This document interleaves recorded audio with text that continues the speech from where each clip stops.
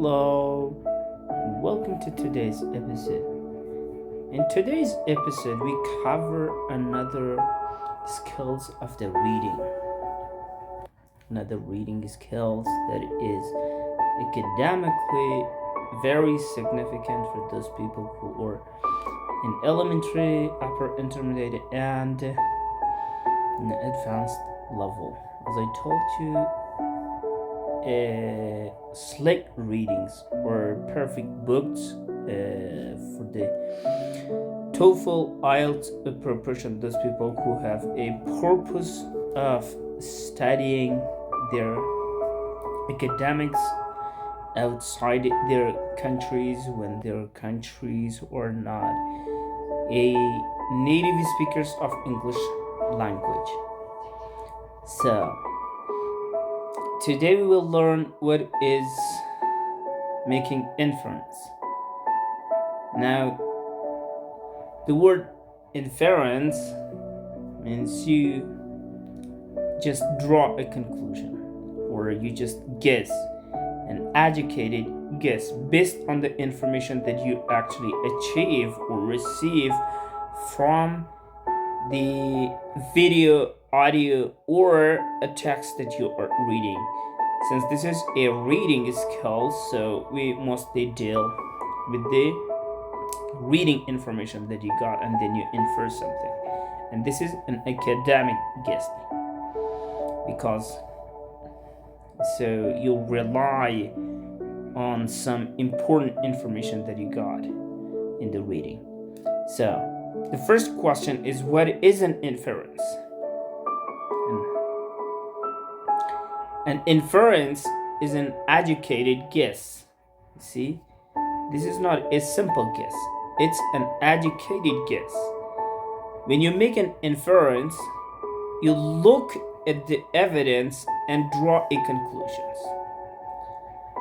For example, you have the evidence, your friend is crying. If this is your evidence, so your inference or your conclusion would be, she is unhappy. Maybe she is hurt. See, based on the information, your friend is crying, you conclude or you draw the inference that she is unhappy and maybe she is hurt. Okay, the question is, why should you make inference as you read?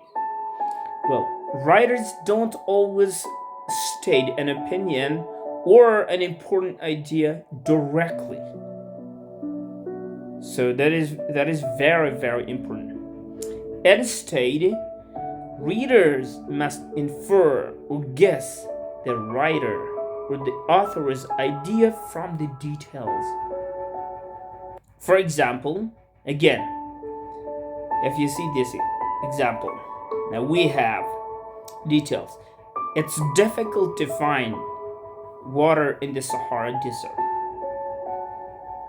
If you have all these details, then what you can infer? You can infer that there probably aren't a lot of trees in the desert. Or it's difficult to live in the desert. And you can also infer that you need to take water with you when you travel in the desert. So these are all the conclusions, all the inference based on the information that you read or you have from the reading passage, which is it is difficult to find water in the Sahara Desert. Okay, now let's try this one and what conclusions can you draw actually. For example, okay, number one, 400 million people, 40% of India's population, watch important cricket games on TV. So, what can you infer about the cricket in India? So now you can infer that cricket in India is very popular. It is very popular. So people love and play. So these are your conclusions. Most of the people love and play. Okay. Now, what else? In the second one, we have like the longest tennis game lasted 11 hours and 5 minutes. If the longest tennis game lasted 11 hours and 5 minutes, what can you infer about the two tennis players in the longest tennis game? Well, of course you can guess. Well, these two people were very tired. They were maybe hardworking, very hardworking people, and they are very famous and popular too at their time. So in number 3,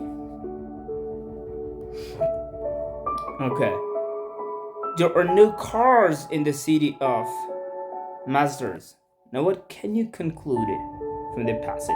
What can you infer about the city without cars? So you might conclude, or you might infer, that in this city, when there is no car, if there are other machines or other electric machines or small machines or maybe motorcycles that people travel by. So maybe rails are there, small rails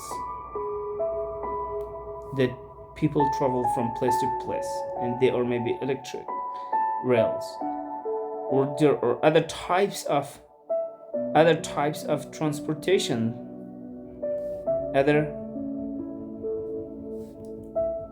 types of transportations.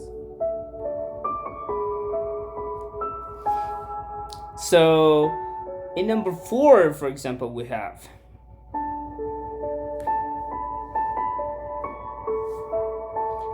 okay, let me clean this part now.